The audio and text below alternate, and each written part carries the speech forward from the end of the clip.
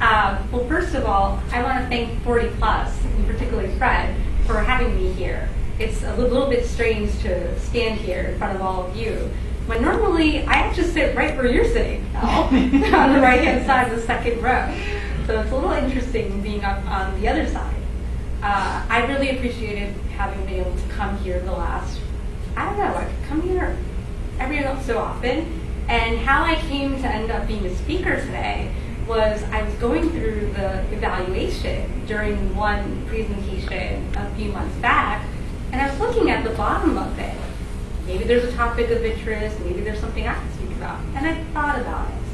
And I thought, you know, come to think of it, I know my knowledge of employment laws has certainly had an impact and influenced my job search process. Things like which organizations to target, things like what to put on resume, those types of things. And so I thought, maybe this would be a topic to speak about, something that 40 plus people should really be aware of for a variety of reasons, which I'm going to go through. So as you can see my disclaimer, yes, I'm an attorney licensed here in DC in my home state of New Jersey. No, anything today will not constitute an attorney-client relationship. You know, if you want any specific advice and you are a resident of DC or the matter is in DC, yes, I'd be happy to speak with you privately, but no, I will not give overall legal advice, even though this happens to be DC as well.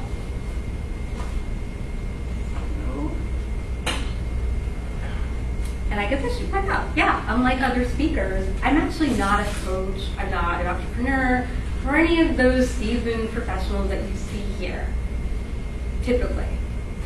I'm one of you. I am a job seeker as well. As Fred noted, I have spent the last few years as a contract attorney. So I've been very fortunate, very blessed that I have, in fact, been, knock on wood, very much employed with very few to no gaps. But I also am hoping to find a permanent job in the very near future, whether that's my current firm, whether that's somewhere else. So this is why I'm very keen on this subject.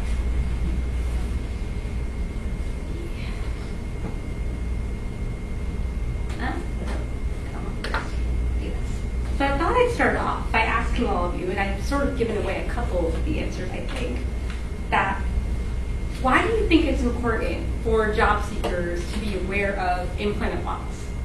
Anyone have any ideas?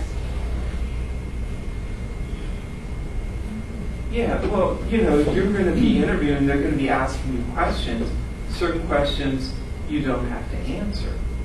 And so it's really important to know which ones are legal, which ones are illegal. And I would think also how to diplomatically pass on those that are illegal. That's one. Why else would it be important to know about employment laws during your job search? Hit and crash, you can avoid certain pitfalls, you know, that you experienced before job hunting. And most of the time, you know, how can you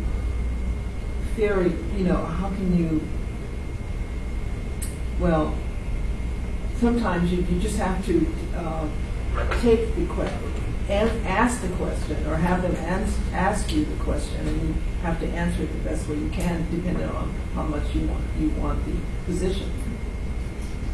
Any other ideas? A lot of people at that level of employee are told what to do. I have figured that out. It has to be that. Because you can't be doing this and knowing what's the law. So, of course, how can you avoid that? Okay.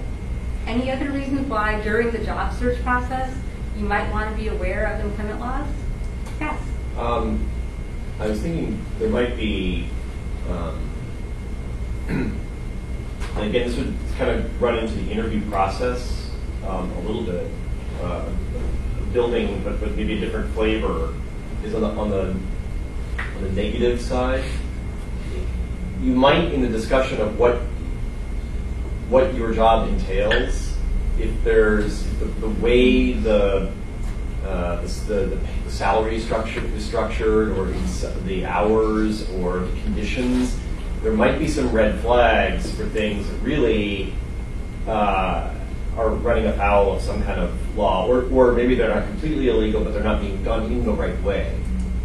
On the positive side, you could also, if you know, and this is where, I don't know, I feel like speaking for myself and a lot of people, is you kind of think you know, maybe, but you don't necessarily know on the positive side, like the benefits package and what you're entitled to and when you're entitled to it. If you should be far along in the interview process where you're talking about it. All right, I know, as an accountant, I know that there's a distinction between employee status and contractor status.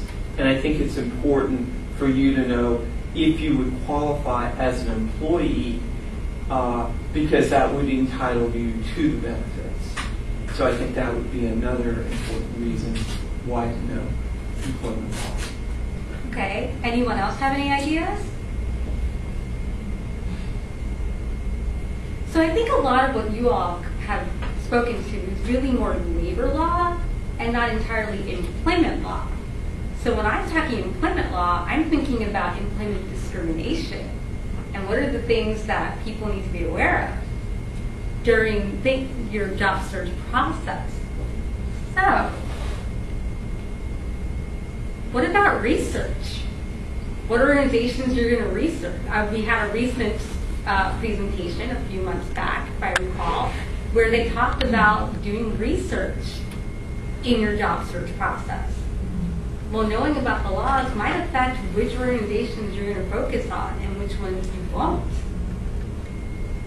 What about how you conduct yourself at an informational interview? A big one. What to include in resumes and cover letters. So anecdotally, I can tell you, when I was in college, one of the advice I was given was, oh, no. Don't put down that you know this esoteric Indian language. That'll give away that you're a minority. That'll give away that you're race, your ethnicity. Fast forward all these years later, and now it's actually a positive for me to actually put that on my resume. Who would have thought? To add to that, diversity and inclusion, affirmative action plans were put in. Did you know that a lot of companies these days have quotas, they have diversity and inclusion initiatives? Basically, they want to have a more diverse team. And so your diversity, being a veteran, being a person with a disability, being a minority, being a woman, being, transgender, whatever, could actually be a benefit. And did you know further that a lot of companies will receive tax benefits, breaks, for hiring people with disabilities? That's why it's actually important to know whether you can be discriminated against or whether it could be something beneficial for you to acknowledge your minority status of any kind. And of course, there are background checks, there's social media, there's all sorts of things. And there's a lot about this type of thing in the news all the time, right? People who get terminated for posting this or that or whatever.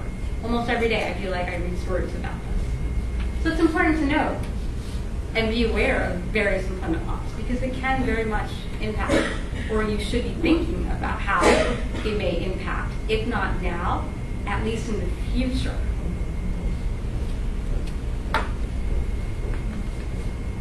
So I thought I'd go over a little bit of history of employment laws. Obviously, I'm not going to cover every one of them, i.e. Pregnancy Discrimination Act, but they're in my slides, which I'll cover across, I will give it.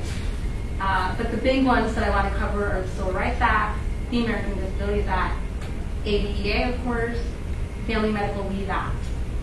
And it's kind of a nice flow of how these laws were created one by one, and particularly for the 40-plus crowd. You have a question? The latest one on local news, the harassment and hostile work environment, and it came up just once, and then the next thing you know, we hear about an incident about women's hair, black women's hair. The next thing you know, we have a little girl who was attacked and it's in the Daily News, which is UK newspaper, so it's all over the world. So apparently there are people who are still upset about how we wear our hair, not to mention, other things. And it's tragic. It is tragic. There are a lot of laws about that, both federal and states. Mm-hmm.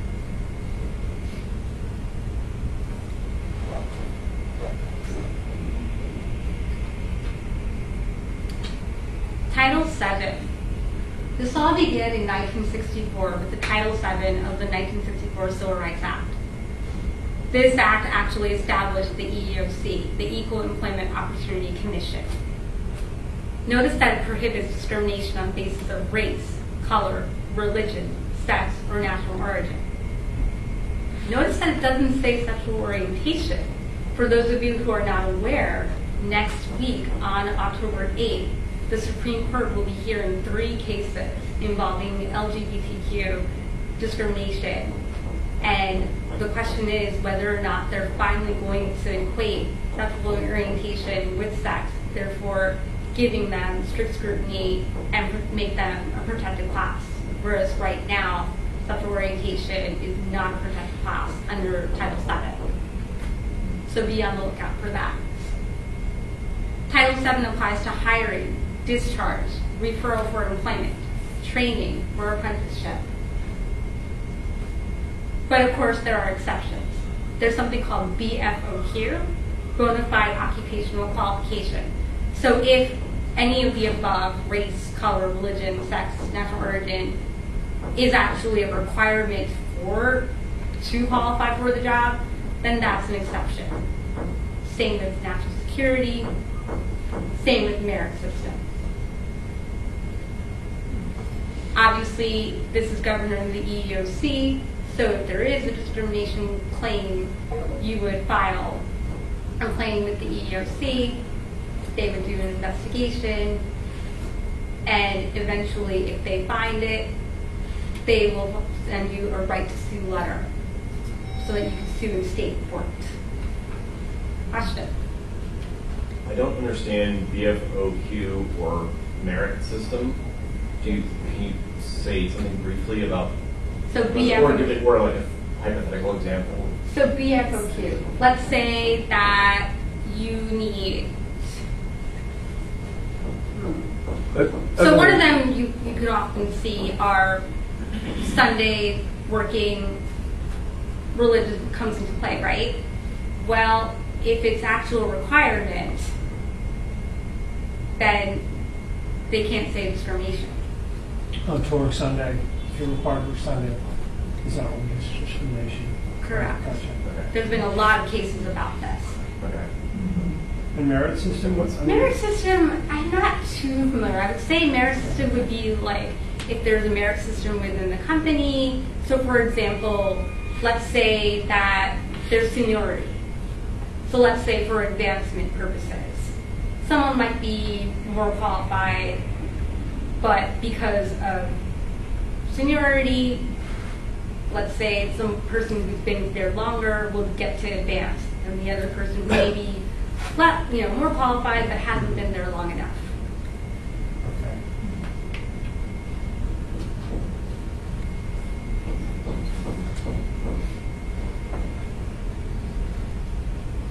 Had a lot of fun creating all these slides.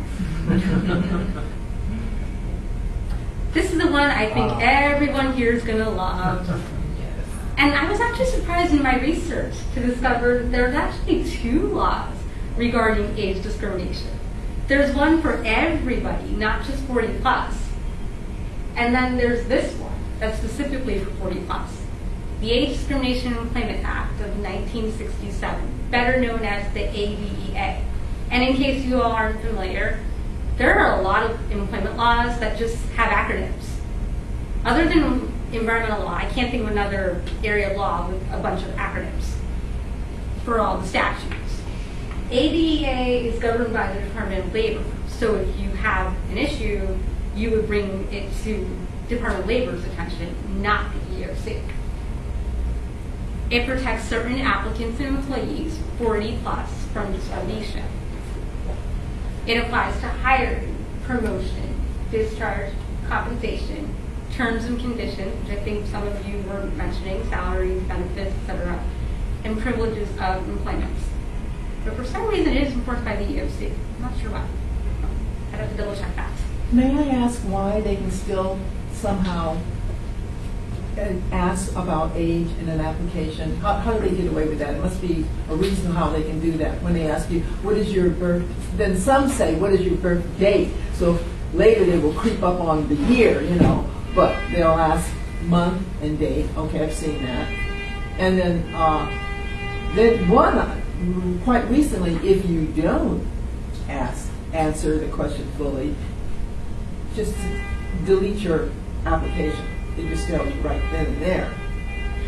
So how do they get away with not threatening you and just asking the question still about your age? It's some sort of, we need this data for the government or something, or I know they use that sometimes. This is just my guess.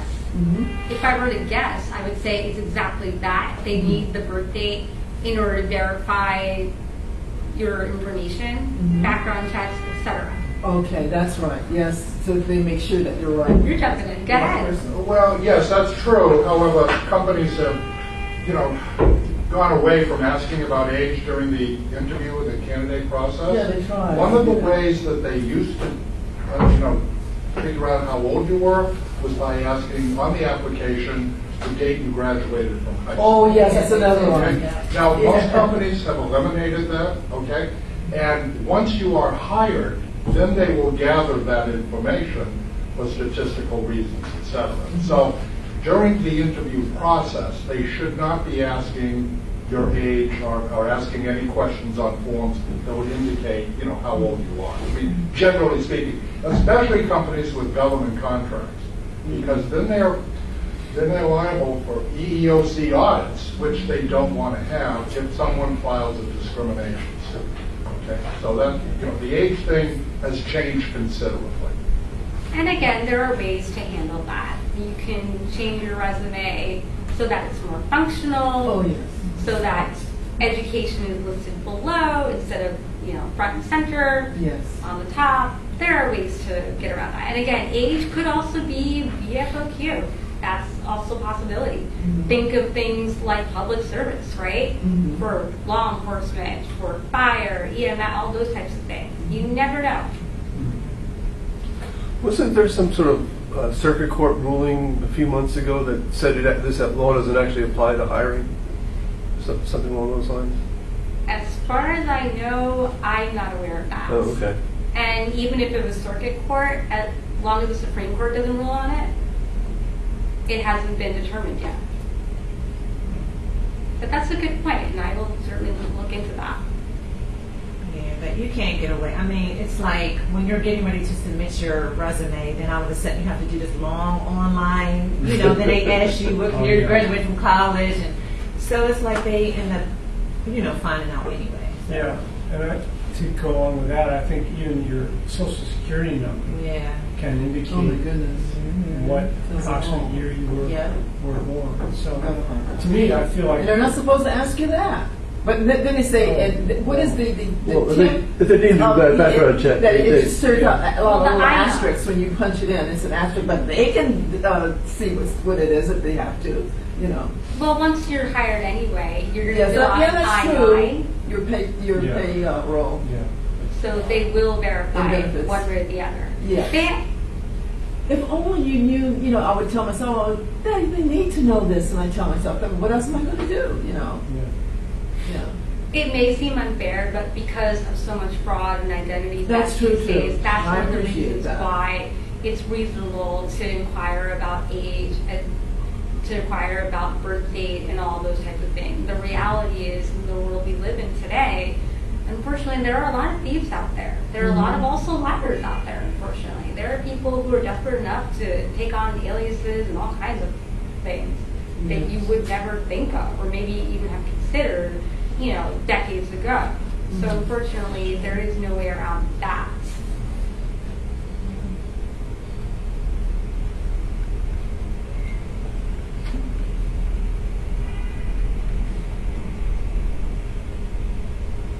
So I'm not really going to go over pregnancy discrimination too much, but even though 40 plus, with reproductive technology, what have you, it is actually something to be mindful of. It's certainly something I thought you all could share with children, grandchildren, etc. Basically, it's part of Title VII. It says that pregnant women cannot be treated any differently than any other employee and treated as temporarily disabled employees.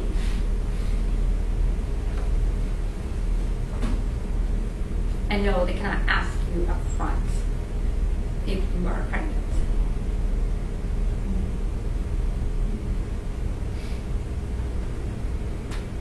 One of my favorite laws. I distinctly remember when ADA 90 first was signed into law. I remember just watching TV and telling myself out loud, someday this law is going to help me. And I was right.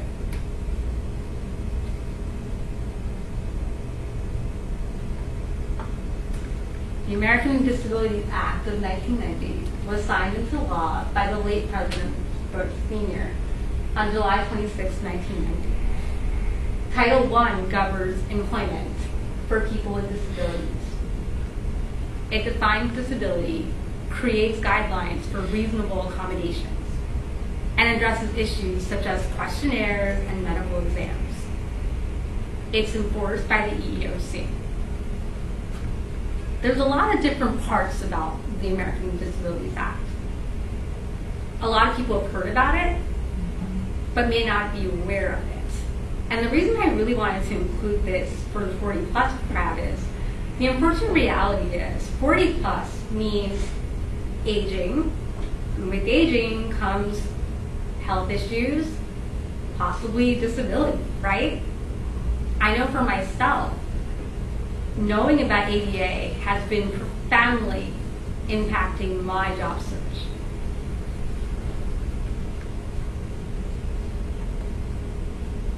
What is a disability under the ADA 90?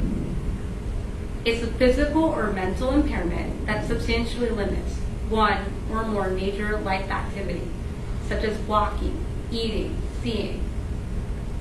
And there's more under the ADAAA, the amended version. A record of disability, or regarded as having a disability. Fun fact, it does not include having visual impairments and wearing corrective lenses. So other conditions, you can be regarded as having a disability even if you have mobility devices, etc. Not if you're visually impaired. The white cane, the international sign of blindness, yes. But if you're like me, you wear glasses or contact lenses, no. And I always want to say to people, not everybody is at 20/20 even with glasses or contacts. So this has to be amended.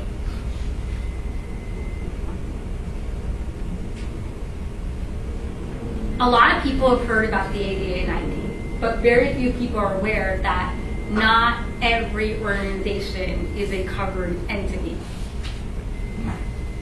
Covered entities include private employers, state and local governments, employment agencies, and labor unions with, and this is the big key, at least 15 employees. Must have 15 employees. Meaning all of those, including private employers, not just labor unions? Every single entity. Whenever there's a claim of disability, the first thing to look at is the entity even a covered entity under the ADA? Okay, do they have 15 employees? Yes.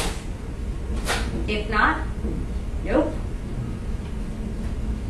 This is what I was getting at earlier, or alluding to, when I said that it's important to know about employment laws. For me personally, knowing about the ADA 90 has made me very aware that I can no longer work for a solo practitioner as I have throughout my legal career. I can no longer work for a small firm ever again. I'm too scared because I know that I will not have the legal protection under the ADA 90. It prohibits discrimination on the basis of disability during the application process, hiring and firing, advancement and compensation, job training, etc. And these covered entities are required to provide reasonable accommodations to qualified people with disabilities. Note the word qualified. Well, you know, quite a few of the applications that I have filled out always ask, you know, do you need?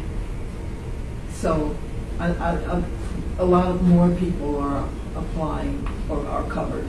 They're letting you know. If you didn't know we're not covered. We are covered.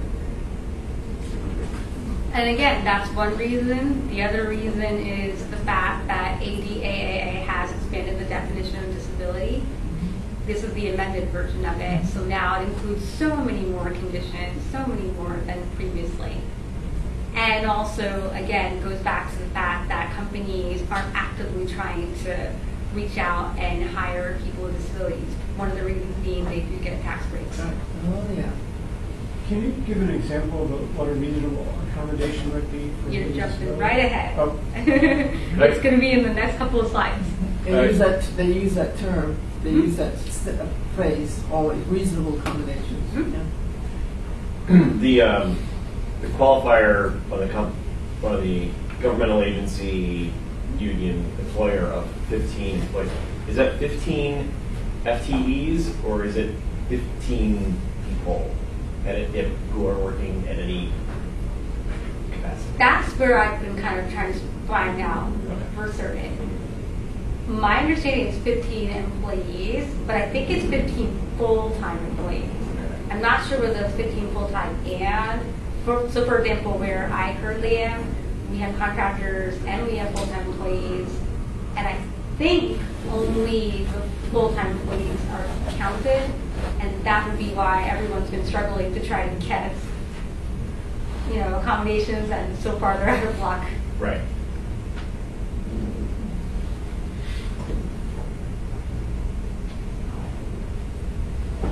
Here you go, Fred.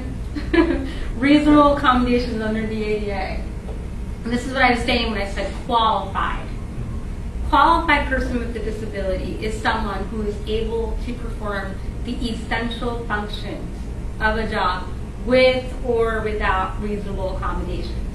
In other words, you must be able to perform the job, the essential functions of the job, whether you have the accommodations or not. If you cannot perform the essential functions with reasonable accommodations, or rather without reasonable accommodations, then you would not be considered a qualified person with a disability under the ADA. Here you go, Fred. Laundry list of examples of reasonable accommodations. So making inaccessible facilities accessible, modified work schedules, reassignment of vacant positions, adaptive assistive technology, equipment, training materials and examinations can be modified, readers, interpreters. To get to your question about reasonable. Reasonable means that the accommodations do not pose an undue hardship. Undue hardship being either significant expense or difficulty based on employer size, based on financial resources, and size of operations.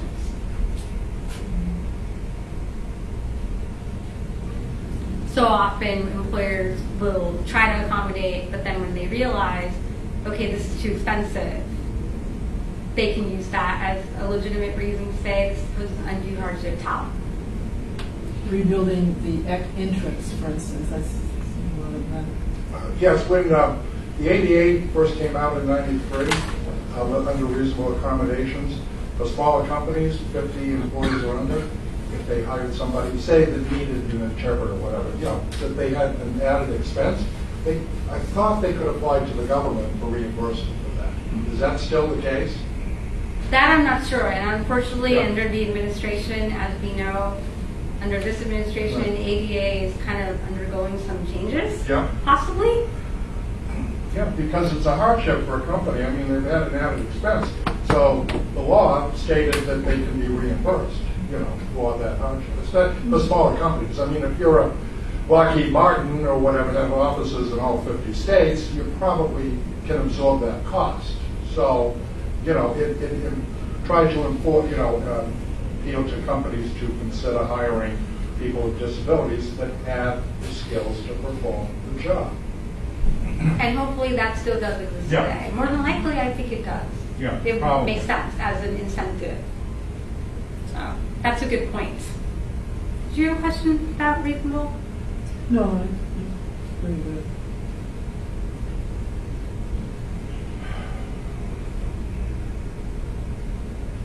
Family Medical Leave Act of 1993. Another very big, important law, I think, for 40-plus people to keep in mind. Why would that be? Maybe because 40-plus is what I would call the sandwich generation. You might still have children, young kids, but you're also at that point where you might be caring for elderly parents. So you might need to take time off. And lots of grandparents are taking care of their grandchildren. They've almost adapted them. Some similarities with ADA in that there's covered entities, eligible employees, etc. Unlike the ADA, the qualifying number of employees is 50. Private sector employer with 50 or more employees in 20 or more work weeks in the current or preceding calendar year. I should say calendar year. Other covered entities include public agencies, including the federal government, and public or private schools. Eligibility. This is where it always gets very tricky. People always wonder, when does eligibility start? Does it start at the time that you're asking for the leave, or does it start at the time when you're going to be taking leave? And a few years back, I did actually work on kind of a groundbreaking case of first impression where an employee was pregnant and wanted to take FMLA, but she wouldn't have been eligible until the time she needed to take that FMLA leave.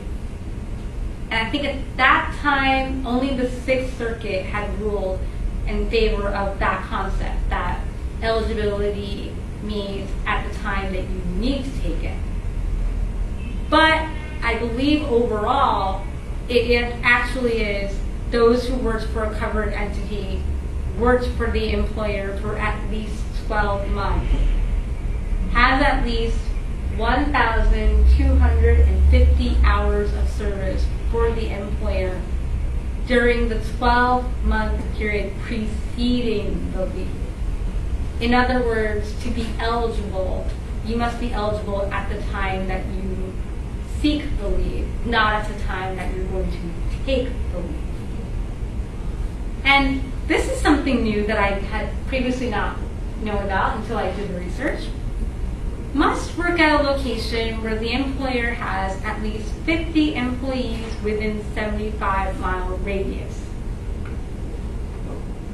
That was new. I had always heard about the 50 employees, but I never knew about the 75-mile radius. Why is that important? I mean, like the So if they have other offices, so maybe they can pull employees from other offices. Yeah, it's covered. Right. This is unpaid leave, is that? This is correct? unpaid leave, correct. So FMLA is 12 weeks of unpaid leave. There are some states that have, including my home state, New Jersey, that have paid leave, and I believe DC as well actually has paid sick leave. Over and above this case? Yes. Well, they have paid leave, so they might have 6 weeks, not necessarily 12 weeks. All right. More and more states are starting to look at paid leave. And actually, I believe the administration was looking into paid leave as well. Come to think of it. I got this when my dad was sick, but I had to get a note from his doctor saying he needed care. Is that one of the qualifications? Yes. You can't just say I just need to take the leave. Yeah. You need to show evidence. So typically a doctor's notes, something in writing that shows why. You don't necessarily have to go into the nitty-gritty. You don't have to explain in full detail, Yeah. but you must have a valid reason. I love how you're jumping in. Why? Remind you, Fred. So you answered the question before. Leave entitlement. Employees are entitled to take up to 12 weeks of unpaid leave for the following reasons: birth of baby or bond with new child, adoption or foster care, serious health condition for self, spouse, or parents. So, to your point, Fred, your leave fell under that category. I'm not entirely sure what serious health condition is defined as. I was trying to do my research and figure that out. Because what's serious to one may not be as serious to another. And then there's things called flares, which gets into intermittent leave. Leave can be taken for things such as flares. So if you have a condition, chronic illness, chronic pain, and it's just random, unpredictable, and you can have flares for several weeks, you can take intermittent leave. My friend's husband had to do an emergency bypass, and that's kind of an example. I mean, there is you have to recover and then rehab. So That's he's taking, I think he's taking like 12 weeks. That's one. There's surgeries, there's physical therapy, there's all sorts of valid reasons. And of course, again, for, you have a baby, etc. Is the intermittent leave only for yourself, or does that apply to the care things in the line of audit as well? From my understanding, it can be not just for yourself. It can be if, like, you're taking care of a sick child, parents, and you need to take time off. Say you and a spouse are each using leases from your own company. Exactly. You're taking turns, right? Right. So that would be one example. Yeah, in my little limited experience, I did intermittent to care for my parents. Some people are under the impression that you must take all 12 weeks right up front in a row. That's not entirely true. You can take, 2 weeks, then take another 2 weeks, and take another 2 weeks and spread it out that way. Or you can take straight, so for example, this is common with maternity leave, right, where you would take, the full 12 weeks in one shot. Yeah, and I think employers have some flexibility around the edges of this because I was required to take all my paid time off first before I would start any FMLA leave. And usually that is how it is, I believe. You want to add to that? Well, yeah, and also the company has to have that previous job available. I mean, or a similar job when you come back. And as I was just getting to well, at the the other end of point the I review. want to make too, with some companies, there are cases going on where some companies or some states, the Marriage Equality Act, where the gay and lesbian couples, that some companies don't honor their needs through FMLA. I mean, I don't know that that's a big thing, but in some cases it's been a problem for some couples not being granted FMLA because of their particular situation. And in those cases, some people are lucky enough that their employers may actually do that. Right. I know paternity leave is starting to become a bigger thing, whereas more fathers are starting to take their leave. More and more companies are offering paternity leave as well. So it's not just maternity leave anymore. And yes, at the end of the leave, the employees must be able to return to their previous job or a similar position. So let's say during the leave period, there was restructuring and that position was eliminated. At the end of the leave, when they return, they must be offered a similar position if their old position was eliminated.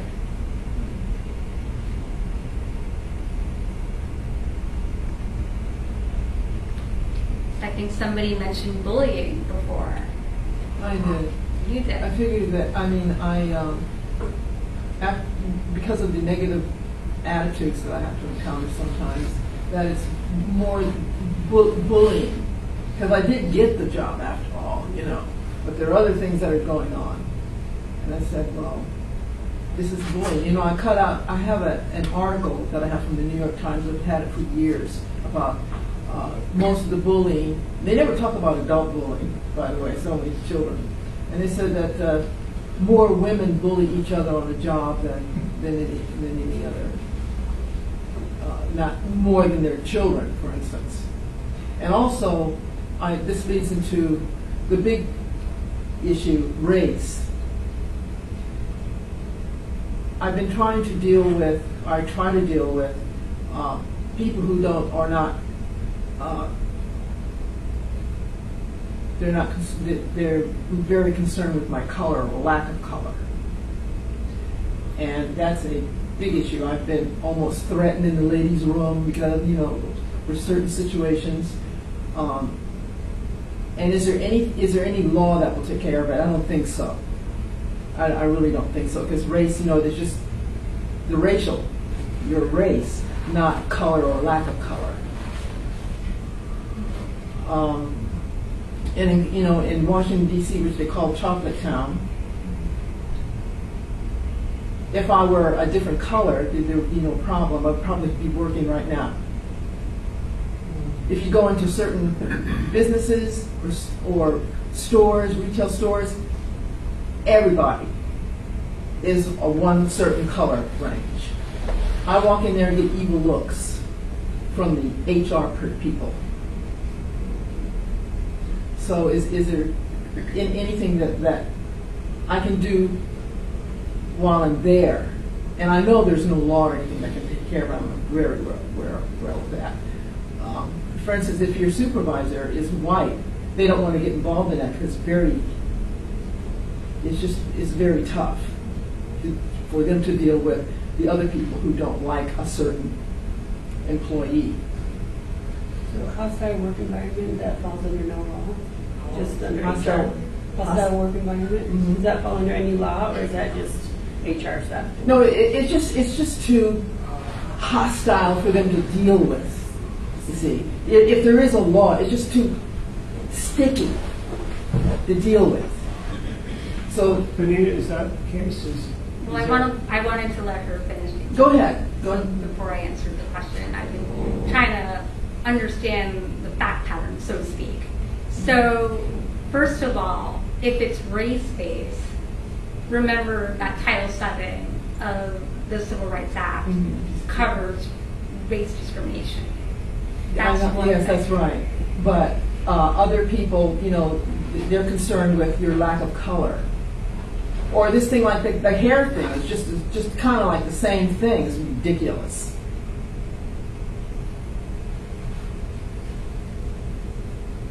I would like you say, argue, you have to think a long time especially people can be very hostile toward you if you try to deal with it. so without getting too political about this, I would say there's discrimination for a variety of reasons, including race, including color. And color doesn't just mean minorities. Color goes both ways, because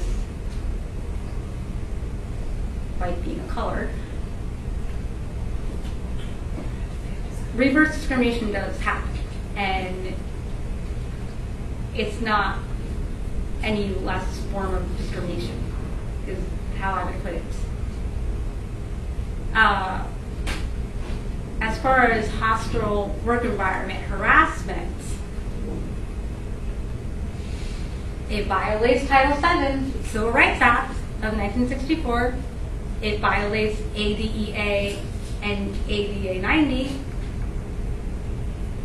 It's illegal when the offensive conduct becomes a condition of employment or creates a hostile work environment. So typically, especially in the last couple of years, when we think hostile work environment in the workforce, you think something like the Me Too movement, right? Typically. But yes, harassment can be based on any number of things. as long as it falls in the parameters of Title VII, you could have a claim under ADEA. So let's say you're being discriminated or harassed because of your age or perceived age. If you're 40 plus, you would have a claim. Let's say you're being discriminated or harassed on the basis of disability or perceived disability. You could potentially have a claim. Remember too, though, that if you're going to be the one bringing the claim, the prima facie claim, you must meet the elements of the claim, and you're the one that would have the burden of proving your claim. So are you saying that under those protected classes, I'm protected from harassment? If my taste in music brings me under harassment, it's not protected? I mean, music is not necessarily, It's not? it's not protected. Not, okay.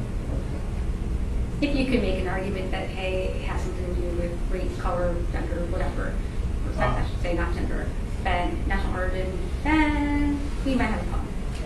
And how is it that the victim does not have to be the person harassed? How can you explain that? This was interesting. It could be a bystander. It could be a fellow coworker. It could be another supervisor. But if they felt offended by whatever they heard, said, witnessed, then they too would have a claim because now they've been harassed. Yes, I experienced the harassment from the sexual and from the sexual. The person that I had for a supervisor, I was supporting 2 executives, and the person who was in charge of all of the admins, which I was one of them, liked to talk and tell dirty jokes. Well, after a period of time, it really tired. So I went to the HR and told them that I would like to see this come to an end because I was a very, very, very busy. I had a tremendous amount of work to do, but she liked to tell jokes and talk about the male, female genitals in the office. So when I went to HR, they said, "Oh, it's just a joke. It's just a joke.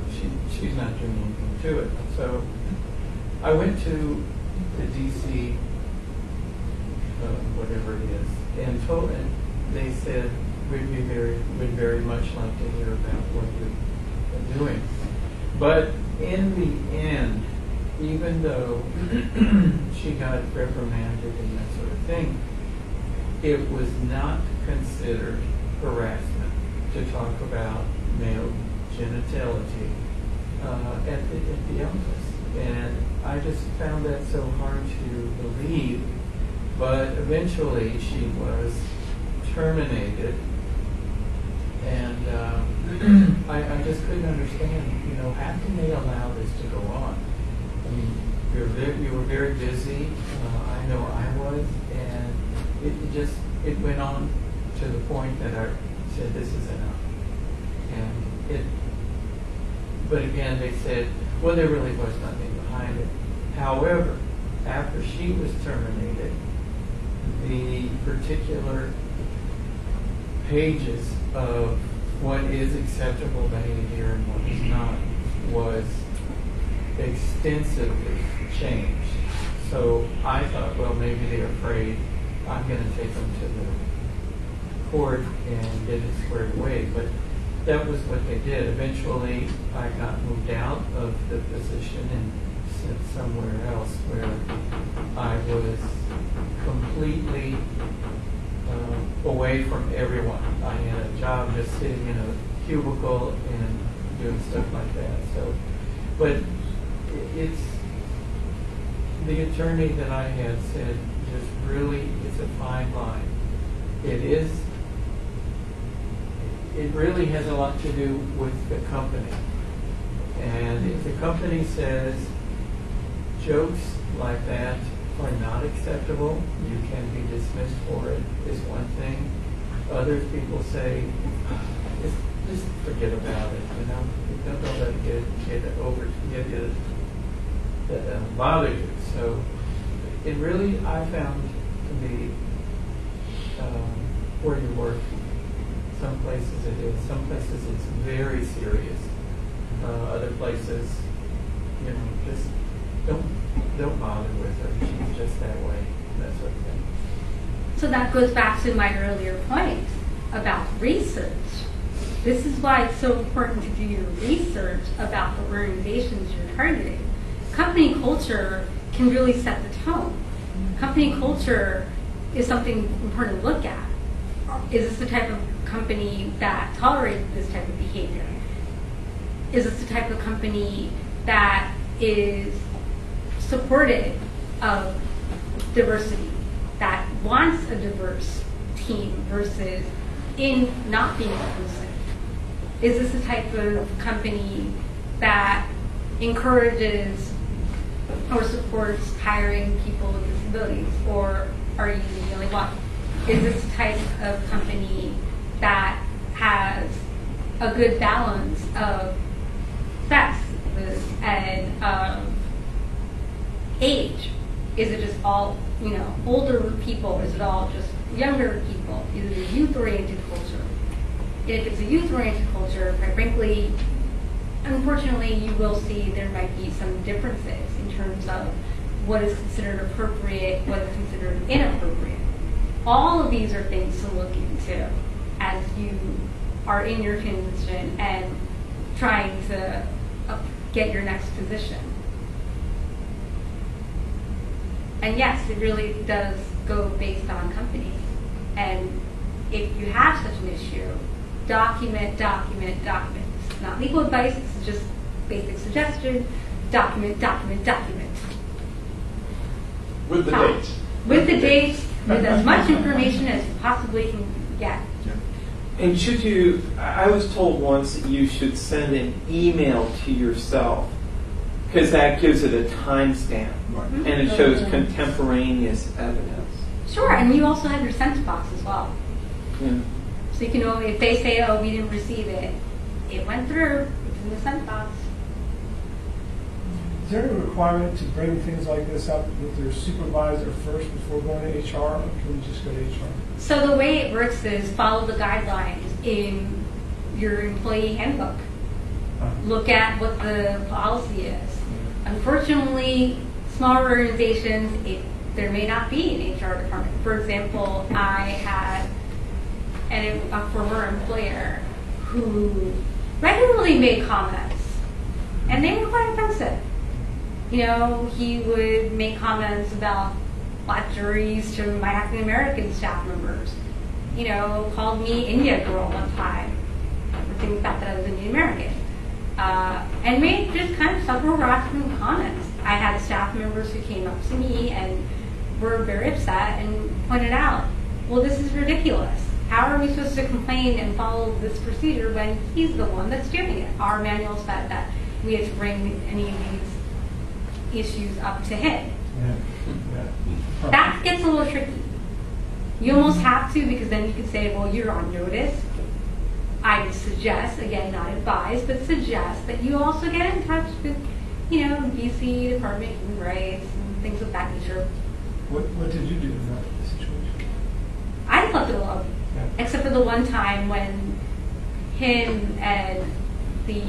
and the office manager decided to take issue with the fact that I had henna mendi on my hands following a wedding or something, and told me it was offensive and I should wear white gloves.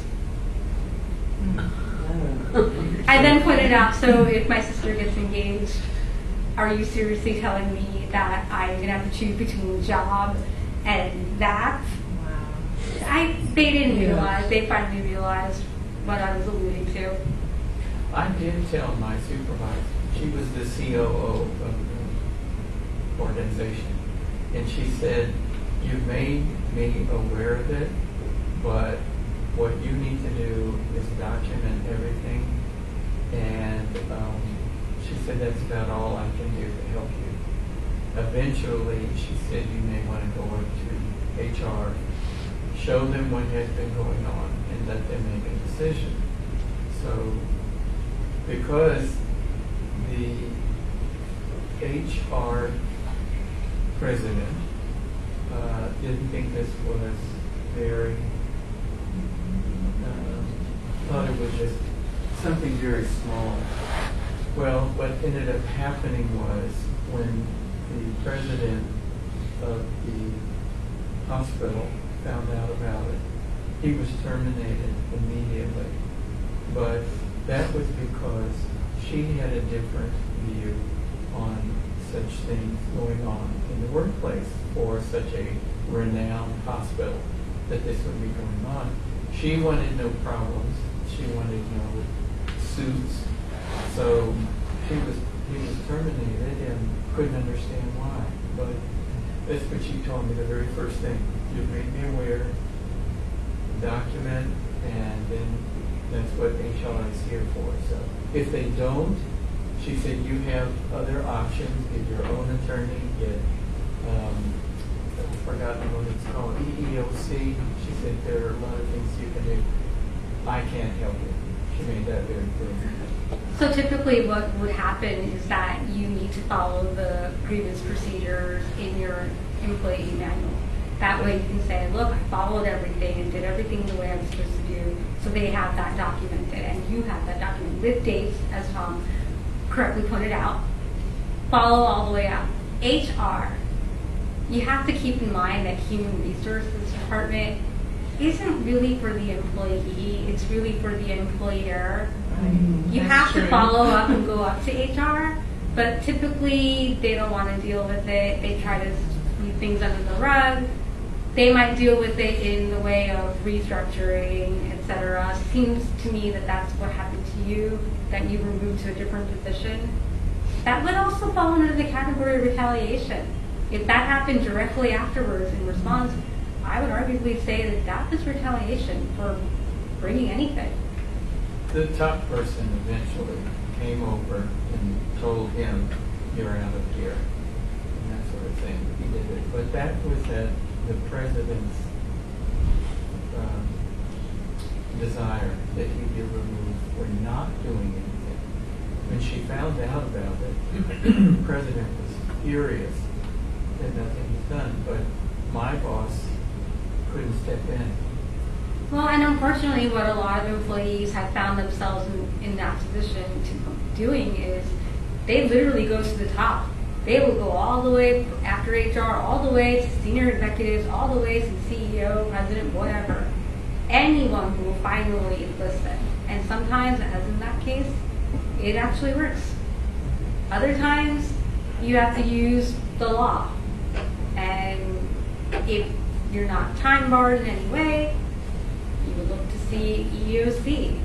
They would do an investigation, after bringing the charges.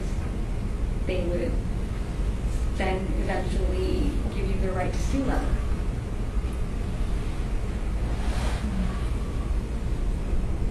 Tom, do you want to add anything? No, that's good. No. One thing I did not point out is that I remember the case card, I think it was Oncal v. Sundowner, I think it was Sunflower. And that was the one that said that harassment can be based on same sex. So to the point of women bullying in the workforce. Yeah. Mean girls grow up to be mean girls in the workforce, right? Mm-hmm. So mean girls aren't just in junior high and middle school. They're also in the workforce. Mm-hmm. So it can be that women can harass one another. It can be women can harass men. It can be men can harass women. Where it gets very uncomfortable, especially in this age of Me Too movement, is when it's supervisor to a subordinate. Mm-hmm. And it doesn't matter whether its supervisor is older or younger. That is a case where age would not actually come into play. It would be the title, supervisor.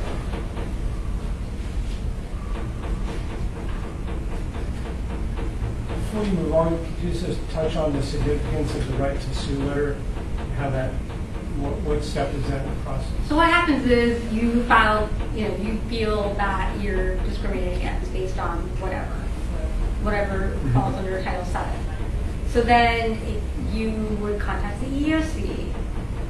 They would have a charge. They would then do the investigation to determine whether or not you meet the prima facie claim. Eventually, if they determine that you do, then they'll issue a right to sue letter, which allows you to then take it up and file a suit in your state court. And will they represent you or provide some representation? I don't think so. You would have to get your own attorney.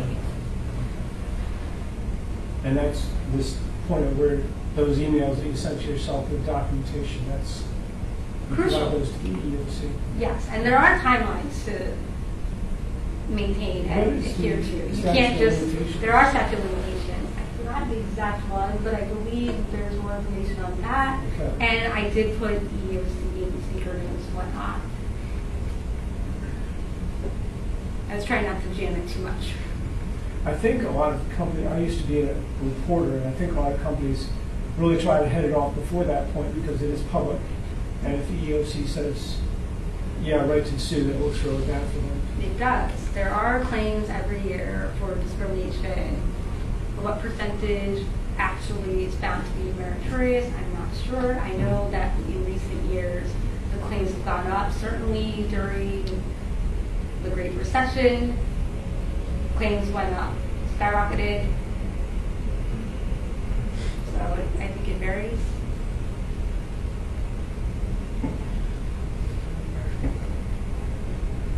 Since we have time, I thought I would actually come up with a few hypotheticals. The first one, applicant is 40 plus, walks with a cane, and is passed over for the job. Employer hires a recent college graduate. Was the applicant discriminated?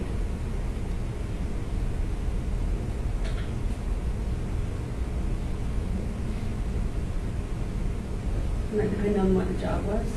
We need evidence for them. Yeah, I mean, was the applicant able to perform the essential duties of the job? That's one question.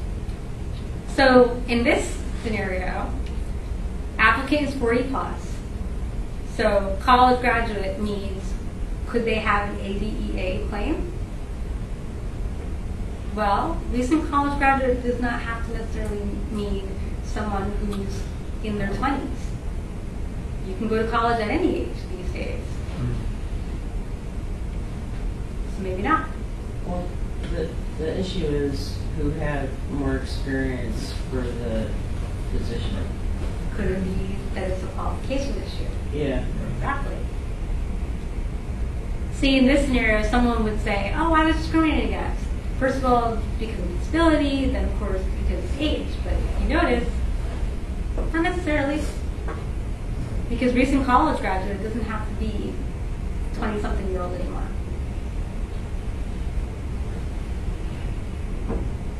Yeah, the company, I mean, even knowing that much about who got the job over you is kind of a stroke of luck. The company isn't required to tell you, you hired somebody else and by the way, here's what you are.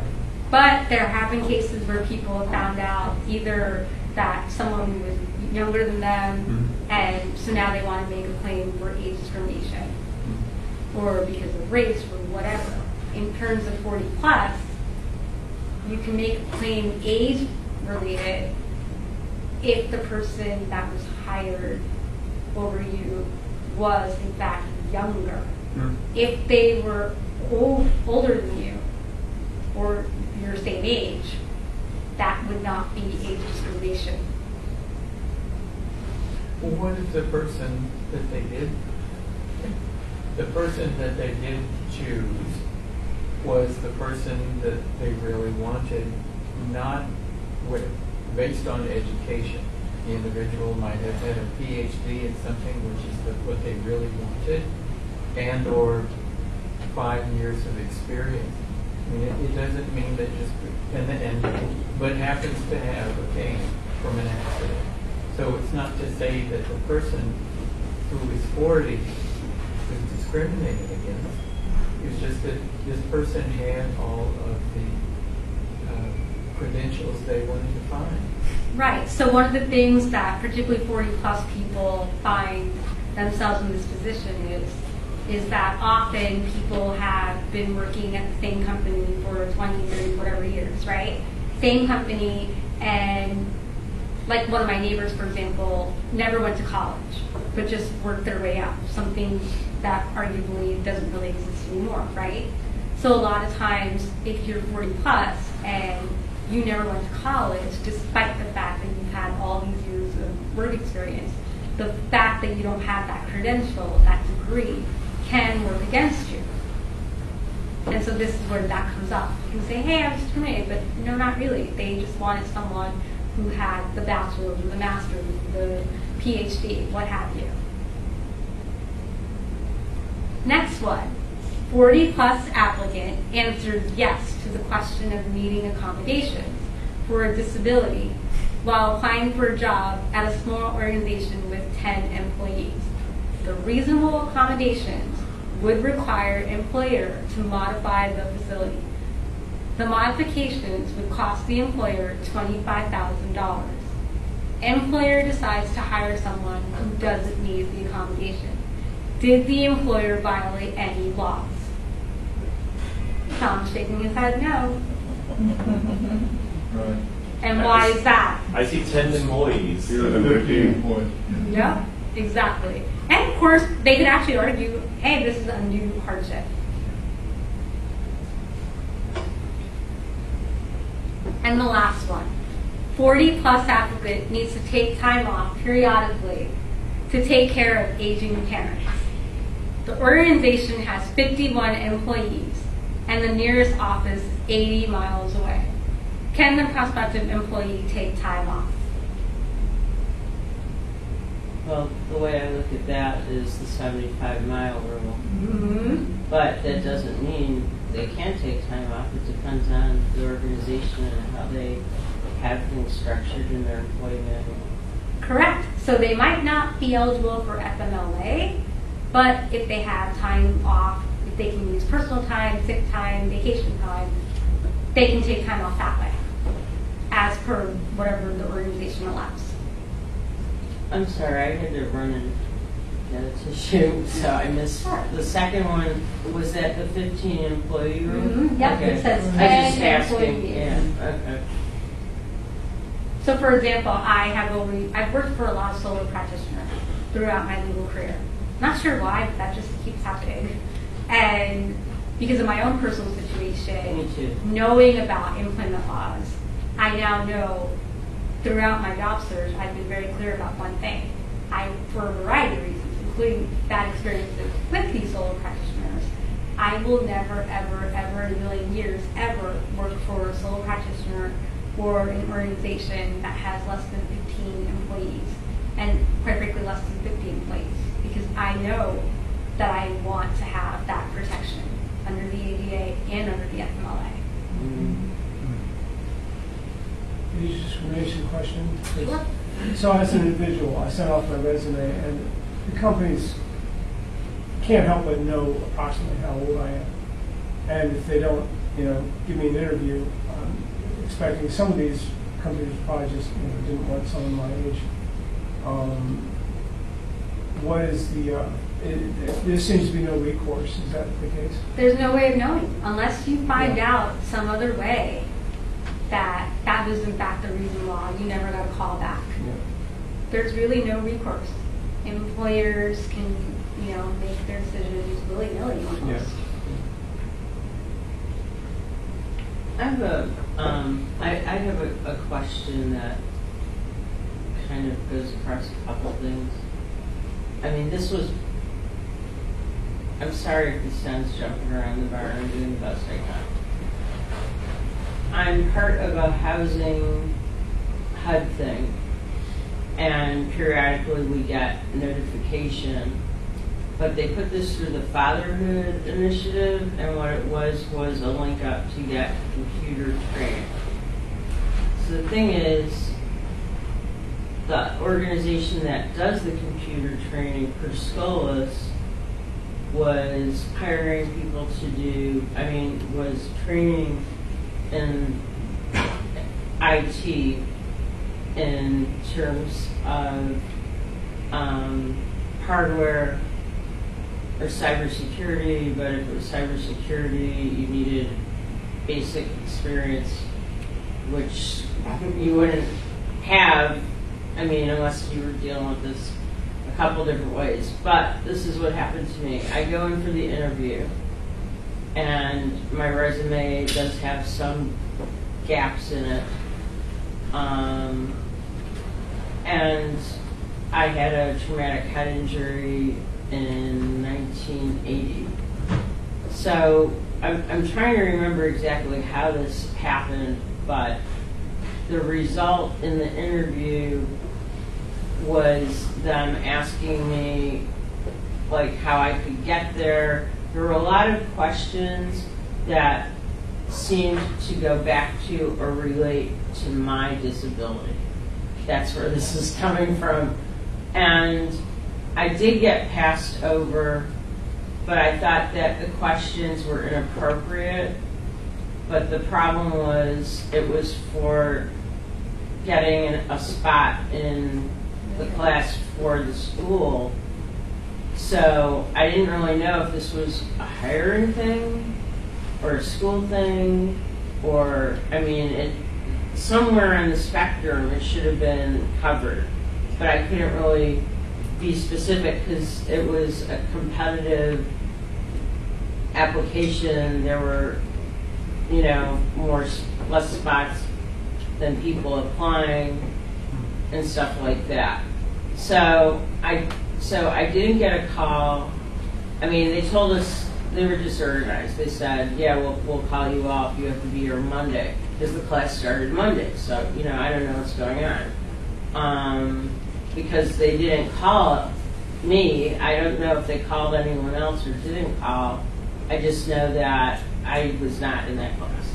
So I'm trying to figure out if it had to do with how I can not have it result in them going in that direction of asking about disability stuff.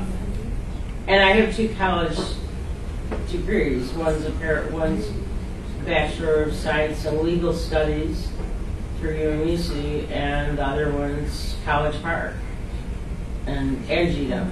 So, I'm just trying to, figure out how to avoid falling into that situation, because it's not the first time that when I've been applying for something in educational that will lead to a job that I'm having a problem getting into that position in that slot, because they all seem to go to the disability thing. Because for me, there was this finite period of time, because I had a head injury where I was actually learning to read and write and do this stuff when I got here to go to GW. So, I'm just trying to understand what they can ask, what they can't ask. I had that problem with the School of Journalism at the University of Maryland. But, of course, it was in the 90s, right after this was passed, and, you probably literally had to have a case to pursue because there was no case precedence yet. I'm applying the law. So but I'm sorry if that's so global, but I'm trying to figure out what do I do with this situation. So they can't ask up front about what specific condition you have. So they can't say, did you have a traumatic brain injury or anything like that. Or if they see you with a mobility device or assistive technology, what have you, they can't up front ask you about that. What they can ask, if they're asking something like, how are you going to get there, or how can you get there, is they're trying to figure out reasonable accommodations. Will that be necessary or not? Okay. So I think that's what they're trying to ask in a not very good way, I think, or unartful way. Yeah, because I reassured them that I had that part handled, either through Metro Access or whatever. And the minute I say Metro Access, that, I mean, So again, you might see there are some jobs that might say, you know, you must have a reliable car, you must have a driver's license, etc. Even for like attorneys of all things, Right. learn. Just to get to the office, not to. Yeah, so for example, I had a job that I had applied to about a year or two ago. It must have been 2 years ago. And when I realized that it would involve a lot of driving to Maryland, for example, I knew right away that this was not going to work for me. I don't drive. So that was that. Or, you know, I personally get annoyed when I see the questions about your driver's license, your ID. And I'm always like, can't they amend it to say driver's license or state ID? There are a variety of reasons people don't have driver's licenses, besides the fact that they might not hold a vehicle or drive. But now to get on a plane, you have to have a certain type of driver's license. That's well, they're all going to Real ID. The Real ID. Like in Maryland. just a regular ID. Yeah, That's fine. yeah. That's Real ID. Yeah, So- October 20th. Yeah, when somebody has a claim with merit, have them do due diligence, they document it, they reach out to HR. How does it go with a lawyer? What is the process? What happens? As an attorney, you look at all the evidence that the client has presented, and you go through all the elements of, say, for example, race discrimination or age discrimination and whatnot. You go through and you see, can this client, does the story fit? Can we prove the prima facie elements? And if there's a reasonable likelihood of success that their case in fact has merit, statute of limitations has not run for such a claim, etc., then you would go ahead and you would bring that claim. And also you have to consider damages as well. So if the damages are not great enough, usually as attorneys we look at it and say, is it worth it? Because if they're not going to get that much money, and the client's not going to get that much money, is it really fair to charge? Yeah, most of the cases I've seen on this were class actions and involved a lot of employees, so the damages were big enough to go after. Right. Like an employer who's not paying them overtime routinely and isn't something. Right, so those are the big cases, and that's a class action. If it's just one individual employee, it's a little bit harder.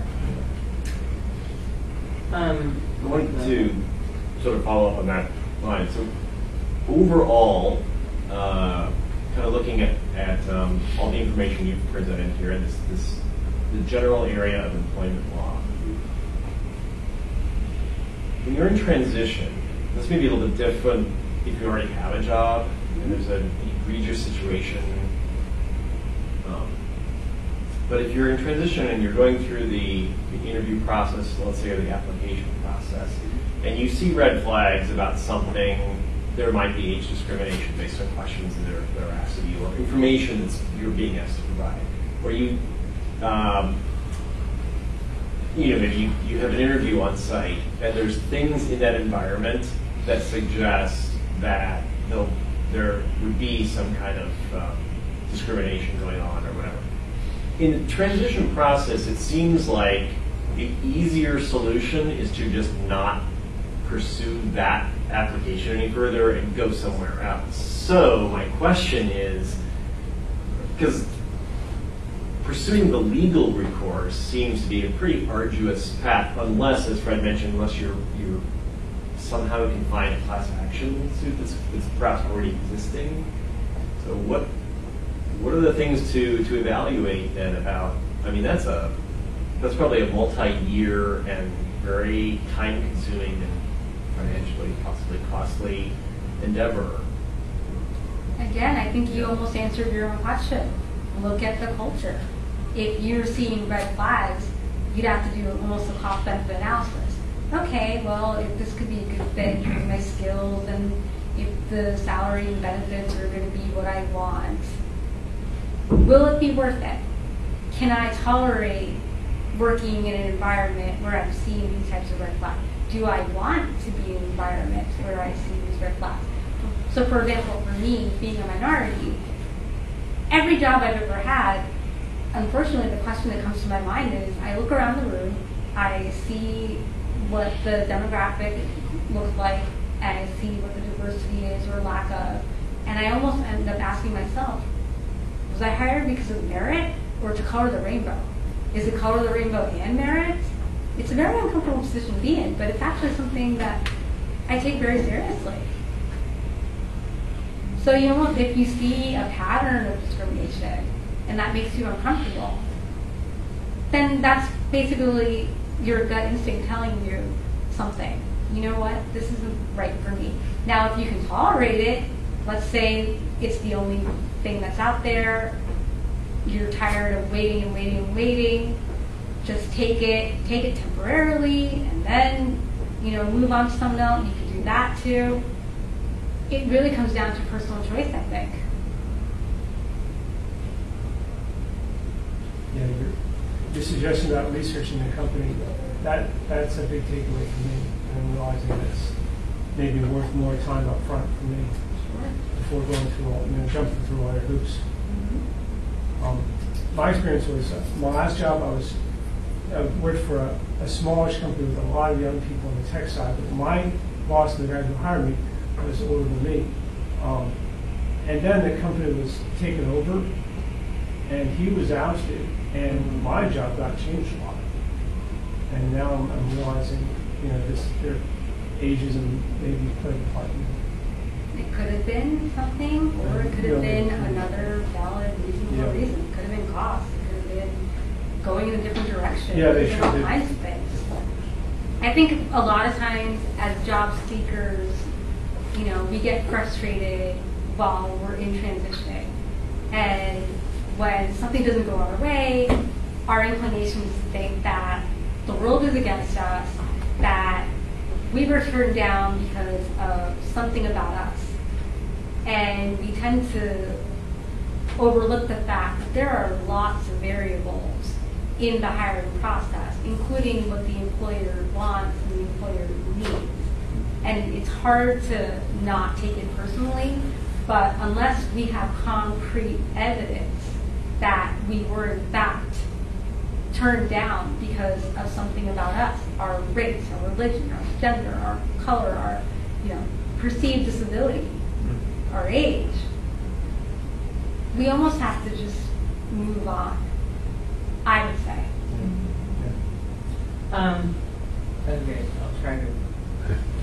I'm a recipient of Department of Rehab Services, so I have an A letter, which, do you know what an A letter is? Schedule A, by any chance, for the federal government? Or? Yeah. Yep. Okay.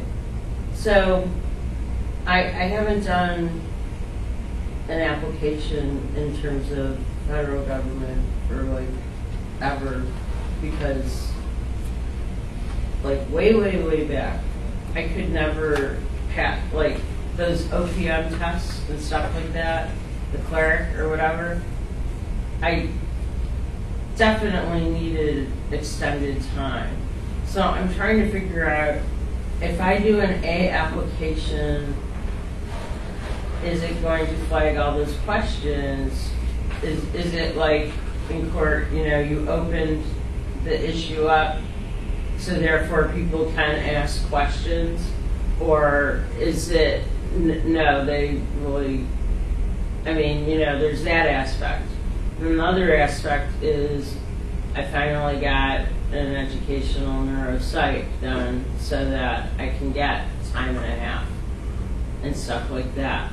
How do I use that to assert my right to what we would call in education a 504, but for the purpose of taking tests if I had to in federal government? And what do I do with that A letter? How do I handle that? So Schedule A, in case anyone's not familiar with it, Schedule A is the federal government's set-aside program for people with disabilities. You must be a qualified person with disability, and you must still have merit. So you will go through the knowledge, skills assessment, KSA, just like everybody else. But this is a set-aside program where the federal government has hiring preferences and pointing system, etc. So you're going to be in a different applicant pool away from the general population. That's the first thing to keep in mind. Schedule A, you just need to get a letter from your doctor, actually, that you need Schedule A. I have it. So you have yours that. You're already there. So then you can apply for jobs and look to see whether they have Schedule A as one of the hiring requirements, or not even requirements, but preferences, etc. And then just follow the guidelines for applying for them. So The federal government has a shortage of people with disabilities, and they have a quota that they're desperately trying to reach, and they're not filling. well, if they want to hear this, for this. As for the equivalent of 504, so what you're looking at, again, would be reasonable accommodation. Mhm. So you would just need to, whether it's the federal government or the private sector, you would just need to find an employer who will provide reasonable accommodations.